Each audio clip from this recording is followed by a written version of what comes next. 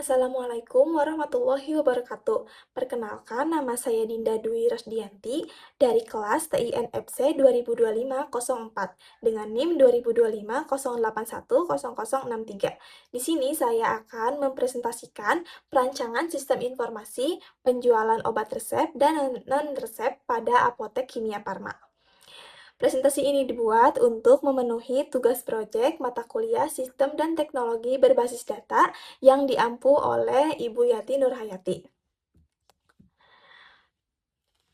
Jadi latar belakangnya, di Apotek Kimia Parma, alur penjualan terbagi menjadi dua jalur utama, yaitu penjualan obat bebas atau non-resep dan pelayanan penebusan resep dokter.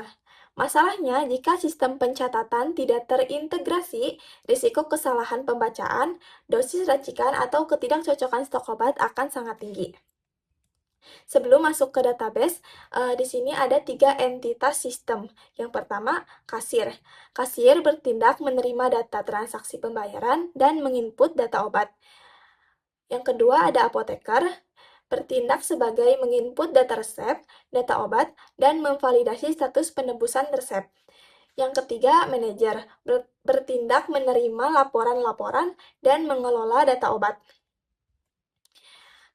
Nah, selanjutnya di FD Konteks, di sini ada gambaran kasar bagaimana alur sistemnya.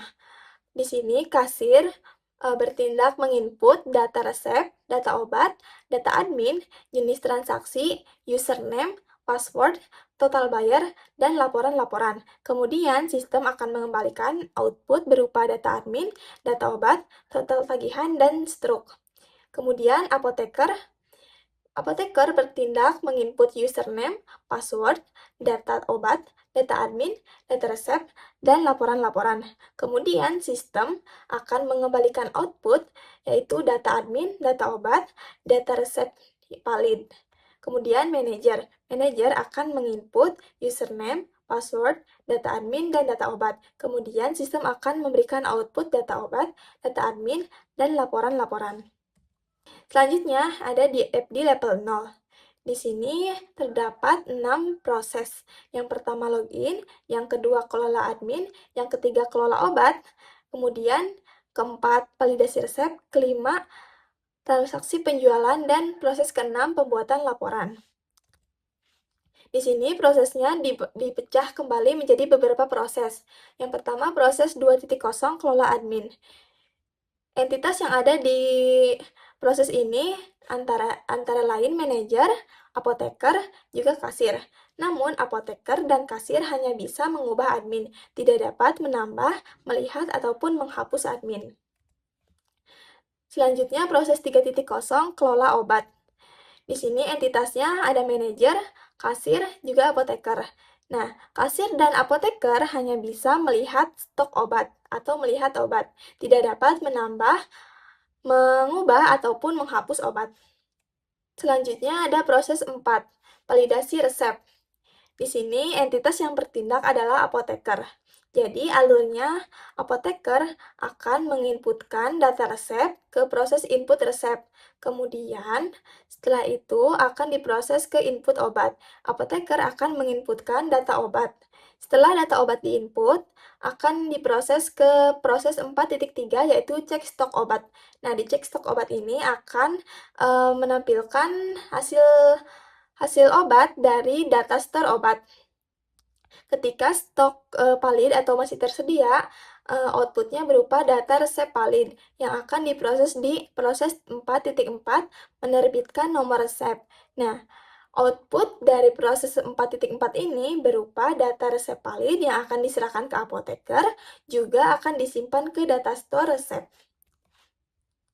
Selanjutnya, proses 5.0 transaksi penjualan. Di sini yang bertindak adalah entitas kasir. Alurnya, kasir akan menginputkan jenis transaksi. Ada 2 jenis transaksi, yaitu non-resep dan juga transaksi resep. Setelah diinputkan jenis transaksinya, kemudian kasir akan menginputkan data obat atau data resep jika jenis transaksinya adalah resep. Setelah diinputkan, akan menghasilkan output data obat yang akan dicek di proses 5.3 cek stok obat. Setelah dicek di data store obat akan menghasilkan output data obat. Setelah itu, setelah valid data obatnya akan menghasilkan output data obat valid yang akan dihitung total tagihannya di proses 5.4. Setelah diproses akan menghasilkan output berupa total tagihan yang akan diserahkan kepada kasir, lalu kasir akan menyerahkan kepada pelanggan. Sehingga kasir akan menginputkan total bayar yang akan diproses di proses 5.5, lalu selanjutnya ke 5.6 yaitu proses cetak struk dengan output struk yang akan diserahkan kembali ke entitas kasir. Selain itu, pada proses 5.5 pembayaran, data transaksi akan disimpan ke data store transaksi. Selanjutnya, normalisasi. Yang pertama, bentuk unnormalized tabel apotek. Di sini, tabel menampung seluruh kolom, termasuk akun login admin, detail resep pasien, dan item obat dalam satu tabel. Akibatnya, terjadi redundansi dan data tidak konsisten. Contohnya, pada atribut nama obat, di sana terdapat 2 nama obat yang hanya dipisahkan oleh tanda koma. Maka dari itu, dibentuklah bentuk 1NF tabel apotek.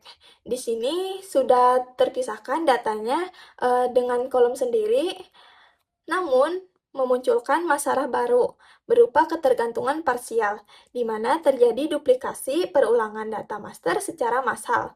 Contohnya, pada record T001, nama pasien Mira, nama dokter, hingga informasi admin itu duplikasi sesuai berapa banyak obat yang dibeli oleh pasien.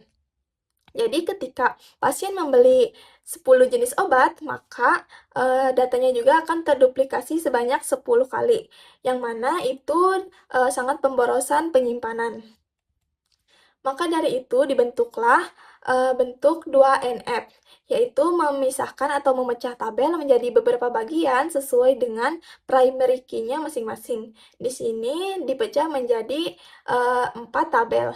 Yang pertama, tabel admin dengan ID admin sebagai primary key, lalu tabel obat dengan ID obat sebagai primary key, kemudian tabel resep dengan nomor resep sebagai primary key, juga tabel transaksi penjualan dengan ID penjualan sebagai primary key. Namun, di 2NF ini kita belum bisa menangani hubungan banyak ke banyak atau many to many antara transaksi dengan obat serta resep dengan obat. Maka dari itu dibentuk tabel 3NF, yaitu tabel detail resep dan juga tabel detail transaksi penjualan. Selanjutnya IRD. Di sini saya menggunakan software Power Design dan menggunakan notasi Martin. Di sini bentuk CDM atau Conceptual Data Model, yaitu masih logika murni. Jadi di sini ada atribut yang masih menggunakan relasi many to many. Dan ini adalah bentuk physical data model atau PDM, dan saya akan menjelaskan alurnya. Jadi, satu admin dapat melayani banyak transaksi, dan banyak transaksi dapat dilayani oleh satu admin. Admin di sini berarti adalah kasir. Kemudian, satu admin atau satu apoteker dapat memvalidasi banyak resep, dan banyak resep dapat divalidasi oleh banyak resep dapat divalidasi oleh satu apoteker.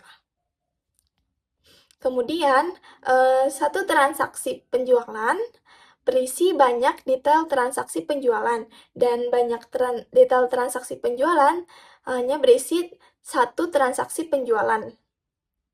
Begitupun dengan tabel obat. Satu tabel obat atau ID obat dapat berisi banyak detail transaksi penjualan. Dan banyak detail transaksi penjualan hanya berisi satu tabel obat atau ID obat. Kemudian satu tabel obat atau ID obat mencakup banyak detail resep, dan sebaliknya banyak detail resep mencakup hanya satu ID obat. Kemudian satu resep mencakup banyak detail resep, dan sebaliknya banyak detail resep hanya mencakup tabel resep. Kemudian satu tabel resep hanya memiliki satu transaksi penjualan. Mungkin sekian presentasi dari saya. Mohon maaf bila ada kekurangan. Saya tutup. Wassalamualaikum warahmatullahi wabarakatuh.